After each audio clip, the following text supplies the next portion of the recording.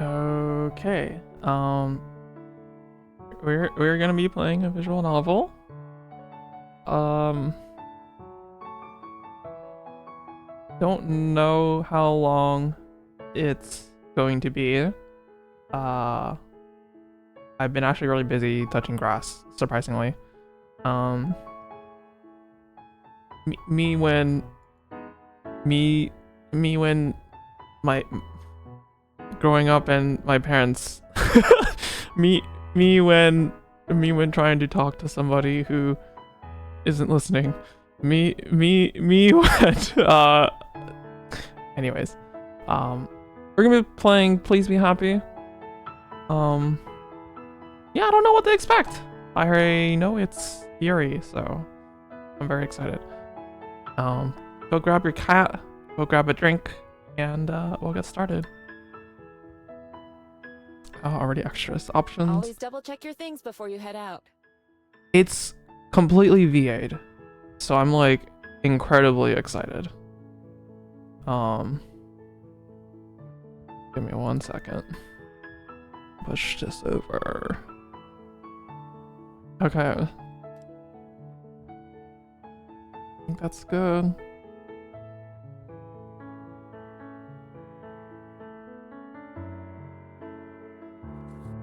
Yeah, I think we're all good. Oh my god, you can change the voices, the volume for each voices? That's crazy. This game has everything. Okay. It's, I heard it's a Yuri VN, so I'm very excited. Let's read a story together. Oh, what's this? Fog settled over the forest, far from the villages and towns, and with it came silence.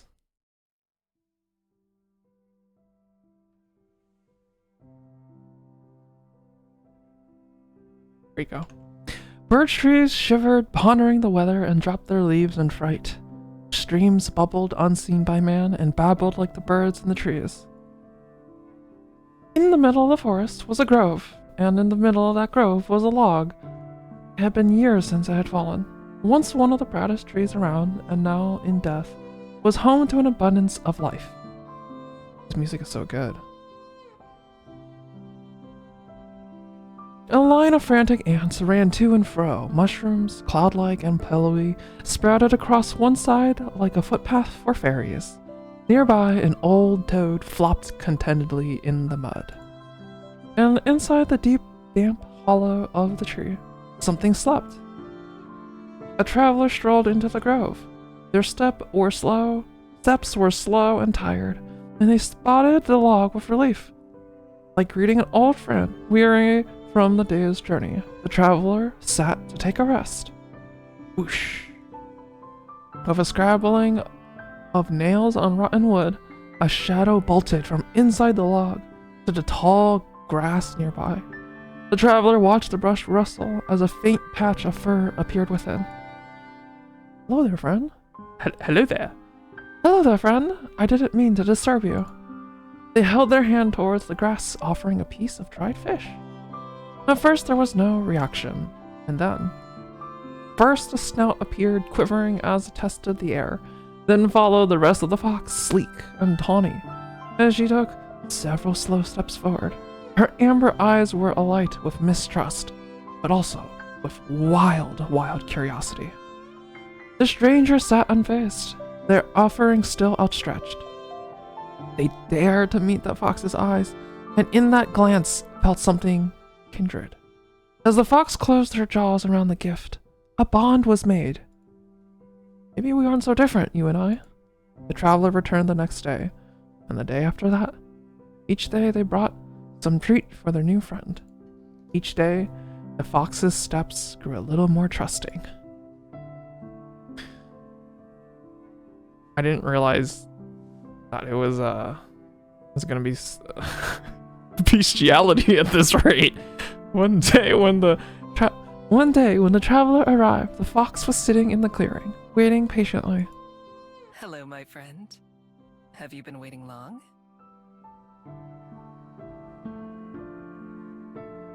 You know me, I love an androgynous person. The fox peered up at the traveler. Her amber eyes were warm and trusting. She accepted her gift of meat, gnawing it at the traveler's feet, then and there.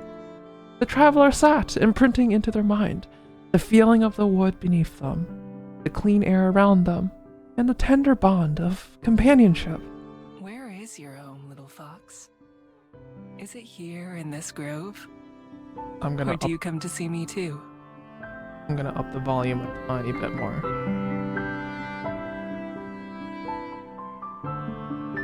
The traveler sat. Oh, I already read this. This will be the last time, I'm afraid. Because I'll be going home tomorrow. Home is such a small place compared to the rest of the world. Yet, it's some place I can't wait to return to. I wish I could bring you with me, little friend. I wish that you could see the world too. Your home is all around me though, isn't it? It's wherever the trees are, wherever the leaves fall. Wherever the wind blows. Little fox, perhaps it's you who's the more fortunate of the two of us. Oh? Some tragedy in that line. All too soon, it was time for the traveler to go. As they bade goodbye to the forest and the fox, they knew that they would not return, but that they would carry the memories with them always. Next day, the fox was sitting in the clearing, waiting patiently. Chapter 1 of Foxes and Fables. That's why you can't— oh, wait, that's not a fox, that's a deity right there. At the least a deity, maybe a goddess. There we go. We've now docked at Wellington Skyport. Thank you for flying with Kiwi Airlines, and we hope to see you again. Kiwi Airlines.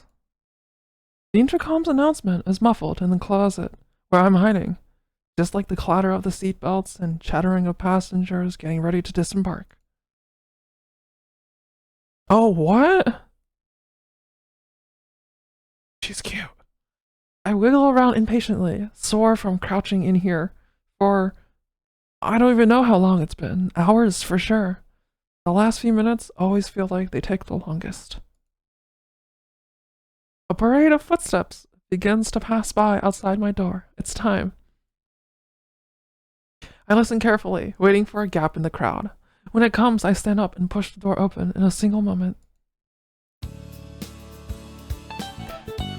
I give a wink to the shocked-looking lady that I stepped out in front of. She doesn't even have time to gasp before I'm out of her sight. Okay, so I'm curious if this world has, like,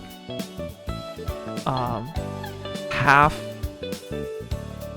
Foxian, like, half animal, like, people, if it's common, or if it's more of, like, you know? Like, if it's not common, then, yeah, it'd be very surprising to see someone with animal ears.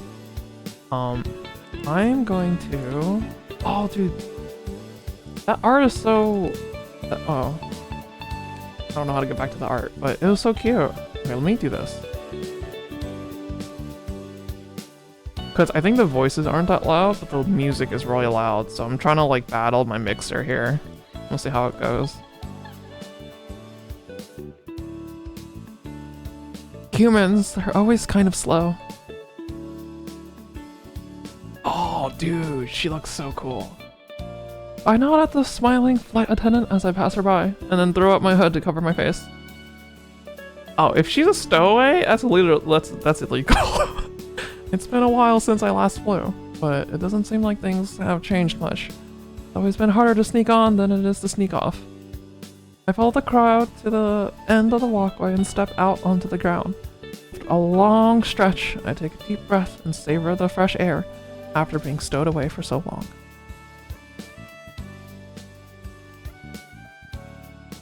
Wellington Skyport, New Zealand! I made it! Miho. My breathless voice joins the pleasant hum of the skyport. A few clouds drift lazily overhead, almost within arm's reach. The sound of the waves rolling onto the shore is like a lullaby. It makes me want to burrow into the sand and take a nap. Ah, yes. My favorite character language. But I can't. First, I need to get out of here. And there's one more challenge ahead. That was at customs. Up ahead, the snaky line of passengers split as people are funneled into a few security stations. While I'm too far back to hear what the guards are saying, it looks like they're examining a little booklet from each traveler before letting them pass. Humans sure like procedures. Processes and procedures. I definitely don't have a booklet like that. Uh-oh. Glancing around, I hope to find another way out. An open window would work, or even an unguarded exit. I'm pretty sneaky when I need to be. Unfortunately, it looks like the only way to leave is to go through security. About any other option, I join one of the lines and prepare myself. I'll have to do this the old-fashioned way.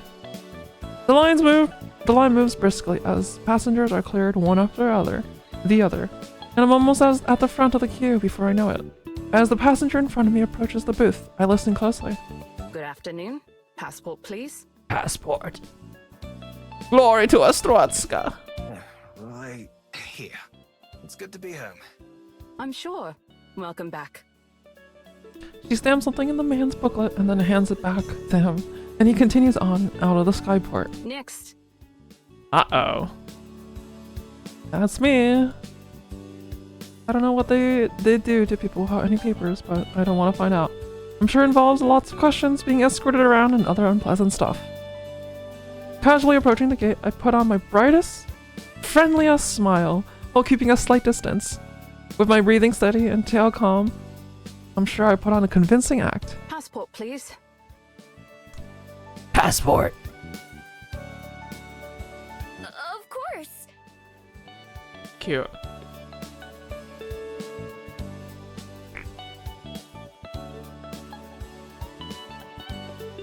I fumble around in my pockets, pretending to look for my passport. Instead, I grab the useless, chunky phone that I've been carrying around and let it clatter to the ground at the guard's feet. As expected, she bends down to retrieve it from me. Oh, let me get that for you. There's no, like...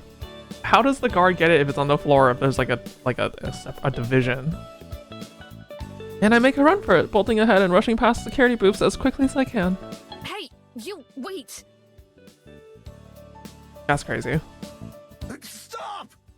Stress guard. By the time they realize what's happened, I already have a few seconds head start. My inhuman speed, combined with the natural chaos of the skyport, should also buy me a bit of time.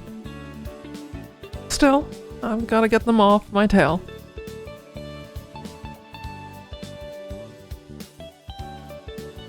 Oh! Well, welcome to New Zealand. We're here illegally. Question mark, question mark, question mark.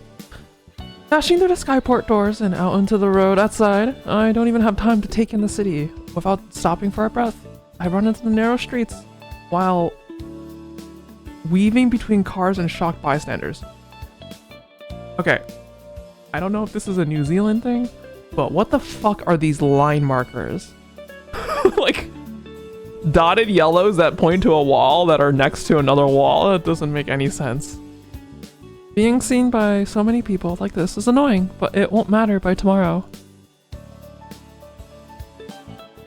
Putting the thought out of my mind, I vault over a low wall into a nearby alley and land in a crouch.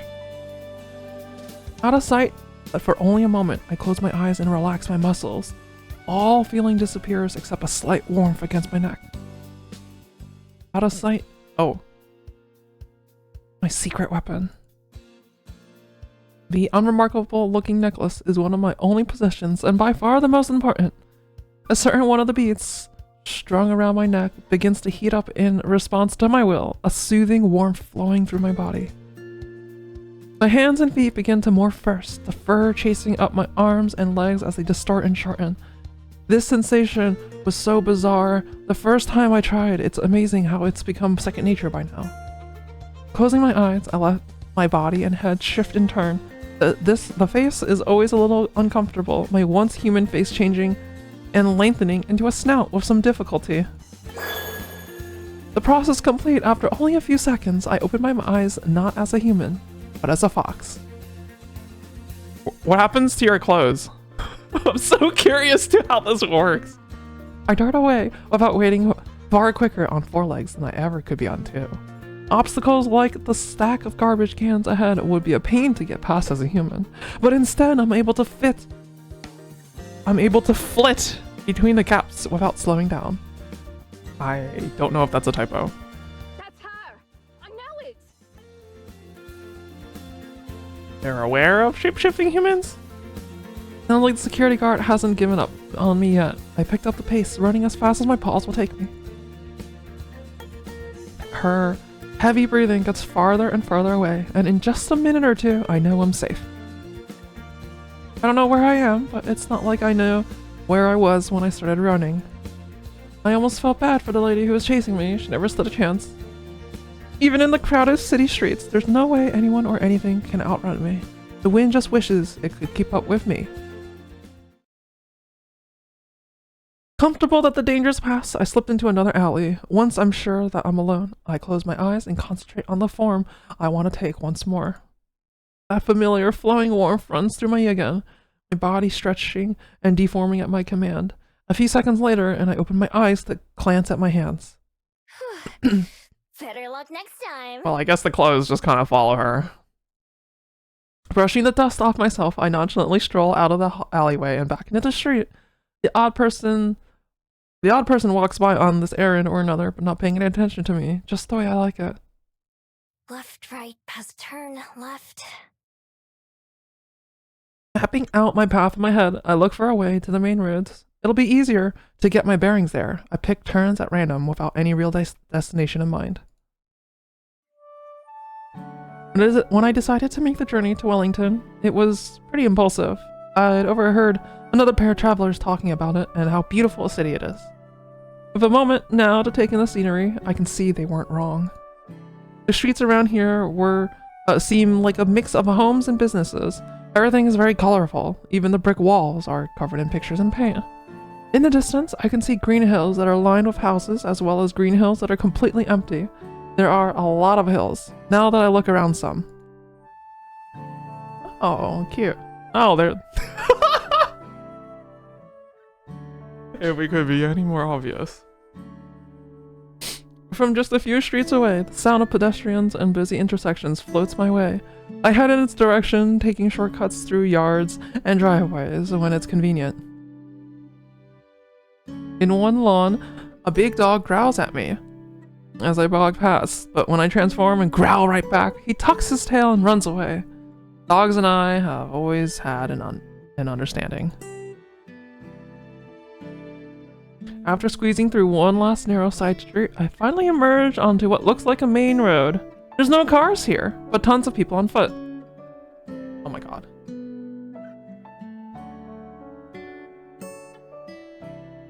There are brightly colored signs and decorations on most of the buildings. In the middle of the street, there are fountains and benches and trees and all kinds of stuff. The best part is the variety of stores. When I stroll past a few of the windows and peek in, I can already tell that I'll be able to do most of my shopping around here. There are stores with food, with clothes, and with just about everything else. I don't have any money on me, but that isn't exactly a problem. ...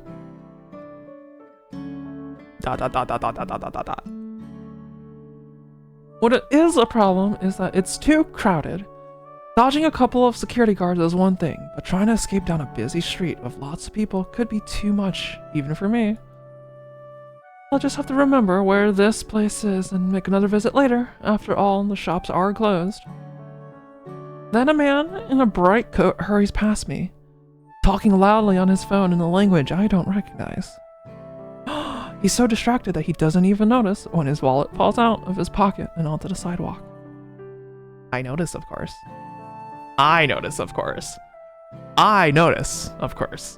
Seeing an opportunity, I zip over and snatch it up, prying open the black leather pockets. I find Score. a couple of bills in what I figure is the local currency. I slide the money out and into a pocket of my jacket. By now, the man is far ahead and he's almost out of sight. I have to hurry to catch up to him to give him back his wallet, and he barely even says thank you. I should have just kept the whole thing. It's only fair that I get a little something for myself since it's not like he would have ever gotten it back without me. $15. I head back to my bench and inspect my prize. A blue bill and a brown one. These feel sturdy, nothing like the paper I expected. 1, 0, 10. And 5. So 15. Amazing. 15 isn't much. I definitely should have kept the whole wallet.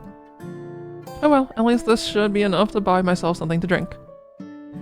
My thirst is starting to get the better of me, as I haven't had anything since I snuck onto the airship. I'll drink to that. Cheers.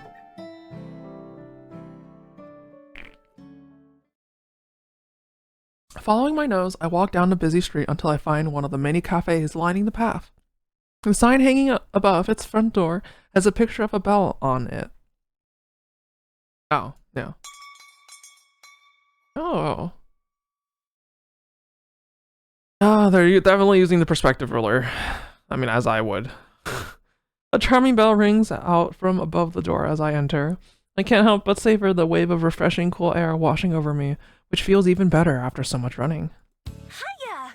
Oh! Welcome to the Bell House. Okay. So, I'm assuming that shapeshifters and the like, or animal people are, not uncommon. not like a spectacle or a, I don't know. The barista behind the counter is the only other person in the store right now. As I nod in greeting, and she leans forward with a cup in one hand and a pen in her other. What can I get you? We're having a special on affogatos if you want to try one. I forgot all about it.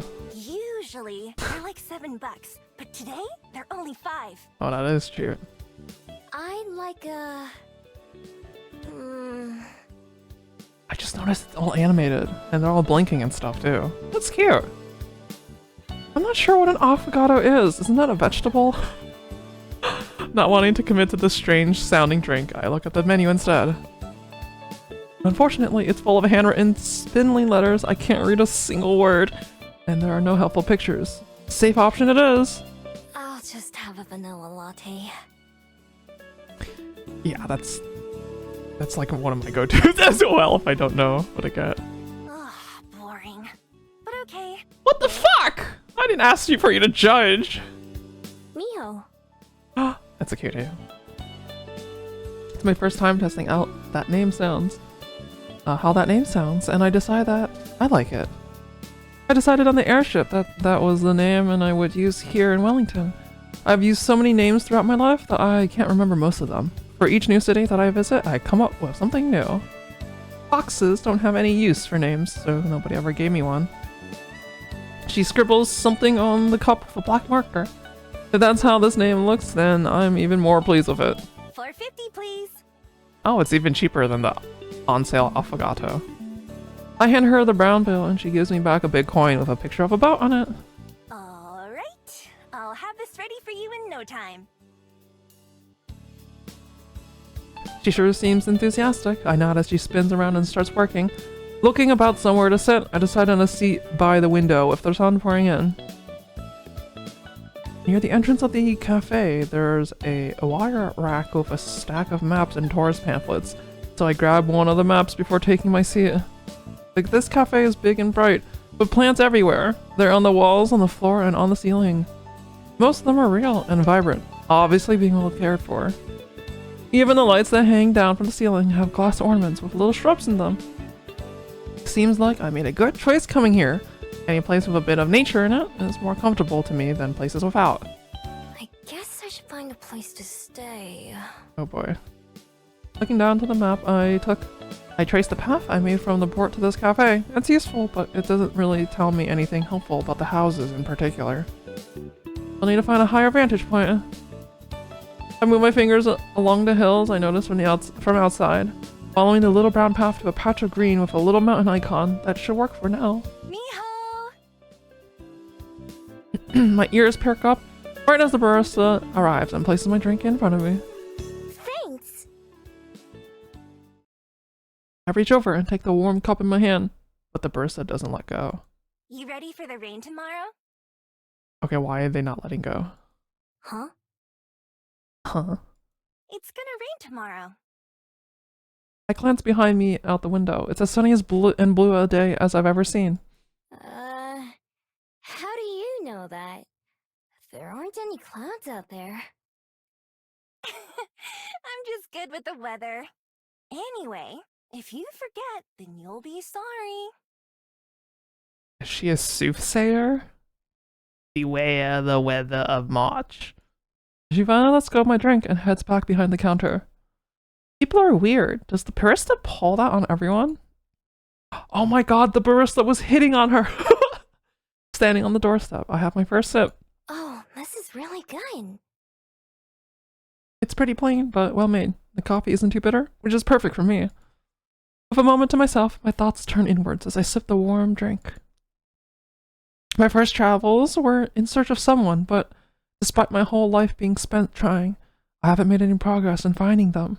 So I've taken to simply wandering, going wherever I wish at the time. If this guy's mortal, they're probably dead as shit. I'd been inching for a change of scenery anyway, so I boarded, well, snuck onto, the first airship that I could. The best part about owning nothing but the clothes on my back is that I can pick up and leave whenever I feel like it. They're still not explain how the clothing mechanics work for this. I take a moment to get my bearings and look around. I see a tired-looking person shuffling along the far footpath with a briefcase in her hand. They stop outside one of the buildings, take a deep breath, and pat their face a couple times, and then go inside. They must not be looking forward to whatever's going to happen in there. Maybe they have to fight someone. Through the large glass windows of another store, a fawn is trying on a pair of shoes, but they don't seem to fit her hooves. The people waiting with her look annoyed. I wonder if she fusses around with her footwear a lot. For a while, I simply let the day roll by and watch the various figures who stroll by. People watching is fun, especially in such a busy city. Eventually, I go to sip my coffee, only to find nothing coming out. With no more reason to stick around, it's time to go. On the sunlit street, I look about to match what I can see with the map's direction. There's a tall green mountain in the distance ahead of me, which must be the one on the map. It'll be a perfect vantage point for the city. Ideally, I will find an empty building I crash in, but it's not necessary. A roof over my head would be nice, but I'm plenty used to sleeping outside under the stars. Sometimes it's better than sleeping in a bed. Encouraged by the plan forming in my head, I set off on the long walk to the summit. Oh, more question marks. I'm really liking the art thus far. Oh yeah, wait, this is really cute. On the streets, Miho flees from the immigration line, now in search of a snack.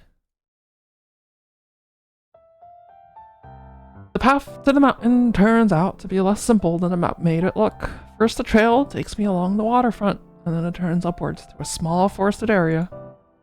Being among the trees and their tall shadows makes me feel at home. When the path leaves the woods again, I'm a little disappointed. It leads up a paved road, so I stick to the edge to avoid passing cars. Sometimes I take shortcuts through yards or up unmarked paths.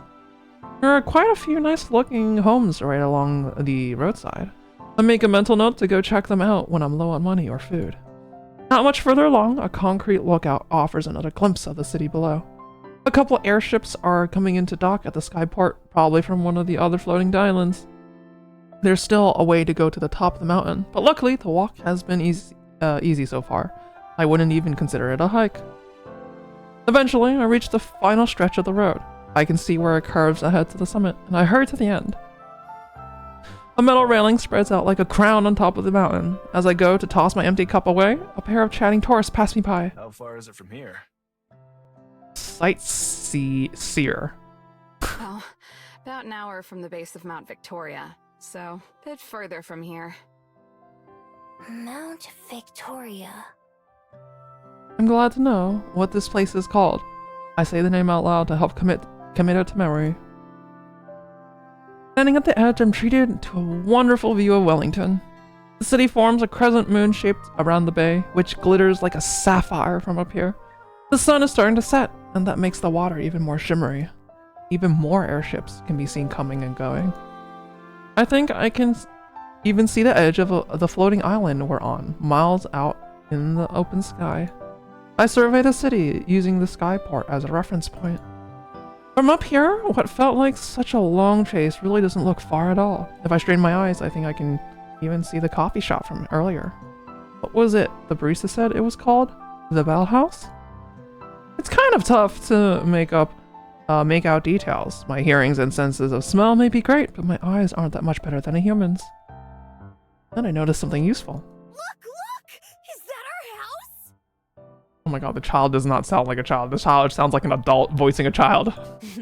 Probably. What can you see from here? I see Dad's car! Not too far away, there's a little kid who's using a pair of metal tubes attached to a post. His mom is helping him aim it at the city. It must be something that improves your vision. The moment the kid and his mom leave, I hurry over before someone else can get to them first. When I press my eyes to the same spot that the child did, though, all I can see is black. I try moving it around, but it doesn't change. Is this thing busted? Some text is printed on the side. I have no idea what it says. There's a small slot, though, with a picture of a coin next to it. Lucky for me, it's the coin that has a 50 on it. I put the coin that I received from the barista into the slot and spin a lever. The machine eats my coin, and then when I put my eyes into it again... Yes!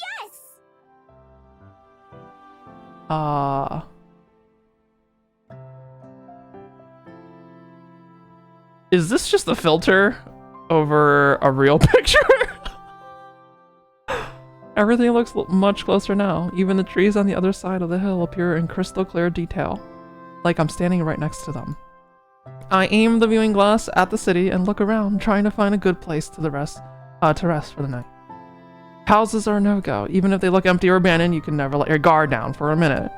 Same with most shops. I don't have enough money for a hotel, and I won't risk sneaking into one of those either. As I'm studying the sights, trying to memorize as much as I can, there's a clicking sound, and once again, the view goes black. Stupid machine. I smack it a couple times and check again, but I still can't see anything. Well, whatever. Looks like I'm sleeping outside tonight. Guess this place is as good as any. I head back down the trail a little bit and veer off it into the underbrush. Oh yeah, being homeless. Not perfect, but it'll do. It's not exactly the wilderness, but just about everything around here seems cityfied to some extent. Usually when I make a 10, I prefer to find a place far from other people, a place where nobody will find me. I doubt I'll find anything perfect, but this is good enough. It's fine. Can't afford to be picky. Once the trail I was on is out of sight, I transform again. My neck gets warm as my bead activates, and a few seconds later, I'm on all fours. As a fox, the sensations of nature are much stronger. The earth beneath my paws is cool and refreshing, and the breeze whips through my tails like a massage. I hurry down a hill covered in grass so tall that it reaches way over my head. I can smell fresh water and follow the scent to a small stream where I'm able to quench my thirst. It's just as satisfying as the drink I got at that cafe, but in a different way, and being able to slurp up the water is way more enjoyable than having to use a straw, or worse, one of those lids with the tiny holes. Oh my god. Real. For a little while, I follow my nose to some berries and some edible plants that'll do for a snack. Unfortunately, unlike the water, foraging is never as satisfying as eating human food. If I want a real meal tonight, then I should pick up the pace before it gets too late. Still, I want to get this done now, while there's still daylight. I keep close to the stream and search for a place where the ground is soft. Before too long, I find a promising area. A small valley with hills on most sides, and thick foliage on the others. I'm still close enough to civilization to hear cars and other city noises, but the area I'm in doesn't seem like it gets visited very often. At the very least, it doesn't really smell like people. The spot that I settled on is a nice mound of earth near the edge of the woods, partially hidden by a tall tree with low-hanging leaves. Even if no one comes by, it makes me feel better knowing that I'll be out of sight. And so I start to dig. My claws rip away the dirt as I burrow downwards, widening the tunnel just enough for my sleek frame to fit. First I dig forward and then downwards, widening out an area that's big enough for my whole body to fit. This is something I've been doing my whole life, even back when I was just a regular fox. I think that's why I don't mind it too much compared to sleeping inside somewhere. It just feels right to me. So the necklace is what holds the power, I'm guessing. It takes a little while, and by the time I'm finally finished, the first few stars have started to peek out from the sky. I shake myself clean of the dirt that sticks to my coat, and then transform back into my human form. Spread this here, a couple of branches here, some leaves there. I walk around the valley a bit, checking from different angles. Not bad for just an afternoon's work. If you weren't looking for it, I don't think you'd ever notice anything out of place. All that digging has made me work up an appetite, and not the kind that'll be satisfied with just a few berries. Ugh, I'm so hungry. I haven't had a real meal since yesterday. My stomach rumbles painfully. I've been so busy since arriving here in Wellington that I kind of forgot how hungry I was. I grab some food back in town. Casting one last glance at my afternoon's work, I set off towards the city. Work never ends. Time to get some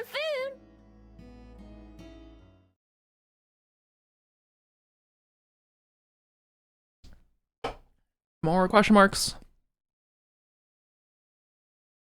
Oh, we're back here. I'm a bit disappointed when I finally get back to the busy street from before. I was hoping that it would be emptier now, and that all of the stores would be closed. Turns out I was half right. A lot of shops have gone dark for the evening, but there are just as many people walking around now as there were earlier. In fact, there might even be more. The patio of a restaurant has a bunch of tables full. A mermaid is sitting in the fountain I sat by earlier, chatting with a cyclops. Even the cafe that I visited is crowded now, with a line almost out the door. After pacing up and down the road for a while, I sit down and try to figure out what to do next. I'm not too worried about what would happen if I get caught stealing. I just escape, obviously. And even if they somehow manage to catch me, it wouldn't be an issue for very long. See, that's something different about me that makes me extra good at being a thief. It's not just the skills I practiced over the years, like picking locks and sneaking around. No, it's a bit more special than that. Without fail, every single person I meet forgets about me by the next day. I don't know why, but I don't really care either. It's magic. That's all I know about it.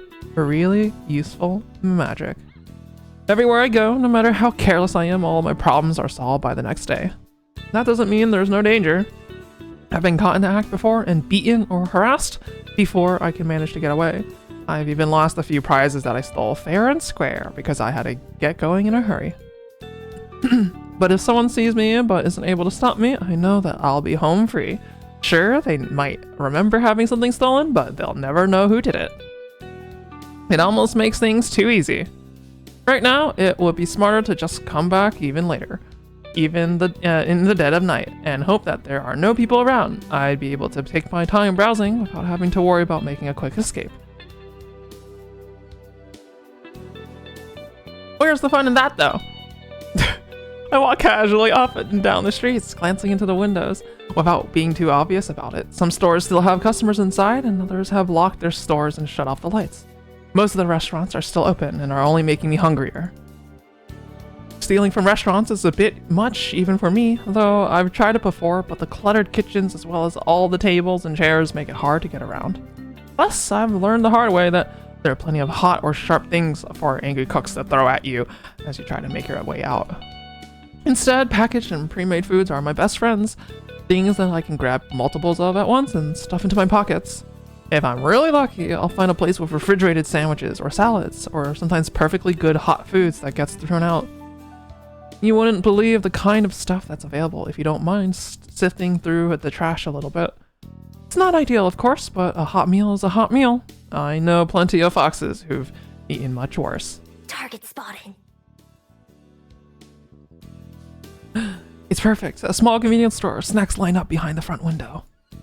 Even better, the shops on either side of it are closed too, so there's not many other people in the area. Locked, huh? Not surprising. I head down a nearby alley and find the back door, which is probably where they bring in new products. The alleyway is dark to begin with, and my dark clothes help me hide even better. I glance around the alley, glad like always from my excellent night vision. Nobody's watching. Nobody's even around. I pull my hood up over my ears and tuck my tail between my legs, leaning against the sturdy door. To anyone not looking closely, I'm sure I appear as nothing more than a shadow. I dig around in my pockets until I find my trusty lockpick, and then set to work on the door. It isn't a complicated lock at all, just a regular keyhole. With a click, the latch springs open just a few short moments later. Bingo. Huh? I try to tug the door towards me, but there's a chain on the inside that keeps it from opening very wide. There's no way a human could fit through the gap, but it would be easy for a fox. First, I slink away for a bit, idling on the nearby street like a regular pedestrian. I wait to see if anyone shows up, just in case I triggered a silent security system. After about 10 minutes, I decided safe. I transform on a cover of darkness in the alley and slip into the building before transforming back. The shop isn't very big and the receiving area is just a small hallway with a few boxes of soda and candy bars on the floor. I grab a couple of my favorites and shove them into my pockets. When I creep into the main area, I make sure to stay low to the ground, trying to avoid being seen from outside. I'm not exactly hidden, but as long as I don't stand up, I shouldn't attract anyone's attention. I move fast, cramming as much into my coat as I can. Cookies, protein bars, popcorn, I'm not very picky. When my coat starts to feel pretty heavy, I grab a plastic bag from behind a counter and transfer some of my loot into there. I also take a few bottles of water, sports drinks from the coolers. Just as I'm about to leave, I spot a few of those plastic wrapped sandwiches I was thinking about earlier. Jackpot! Bingo! I fill my bag with sandwiches until it's almost overflowing, and then I head back out the way I came in. In total, I was in and out in under 5 minutes, and I've gotten enough supplies to last me several days. When I step into the alley, I glance around in both directions, making sure no one saw me emerge from the store. I don't see anyone, but my neck prickles as if someone is watching me. I sniff the air, but don't notice anything out of the ordinary. Nothing that wasn't there before. Still. Suddenly, there's a flap of wings and a bat flutters past me from out of the shadows. It goes right over my head and disappears from sight into the street, up the street. Oh, that's it? I let out the breath I'd been holding and start making my way back towards the mountain where I made my den. I let the bag swing from my arm as I walk, whistling oh man. I let the bag swing from my arms as I walk, whistling a song I heard earlier. I'm not able to keep a smile off my face. All in all, not a bad first day. I've got a nice nest, food to spare, and plenty of places to explore tomorrow. There have been plenty of days in my life where I'd had none of those things. I unwrap one of the sandwiches that I grabbed and take a big bite. Nothing beats the taste of hard work. So true, bestie. I hope Wellington continues to treat me well while I'm here. So tired. It's that almost made me yawn. I felt it. I'm gonna sleep so well tonight. I unpack everything that I got from the store, as well as the treasure that I always carry with me. My lockpick, my wallet, a few pretty stones. The only thing that I leave in my jacket is a small scroll. Can't get that damaged or dirty. I change back into a fox and then dig another hole near the entrance to my den. This one is much simpler and shallower, and I bury some of the snacks that I stole before covering them up with dirt. Not like anyone's gonna come by and swipe my things, but better safe than sorry. I stole this myself after all. Don't want it being stolen from me. So true, bestie. Stuff like my pen and my favorite rock go into the burrow with me, since I like having them close by. Once I've got everything where it belongs, I climb into the hole myself, turning a few circles before settling down with my tail wrapped around me. From here, I have a perfect view of the stars. I look up at the clear night sky through the mouth of the tunnel. I feel bad for all the people way down on the underworld. Can they even see the stars from there? Oh man, this game is making me sleepy. I've never been to the underworld, so I have no idea. I can't imagine falling asleep without them. Comfortable and safe, I close my eyes and quickly slip off to dreamland.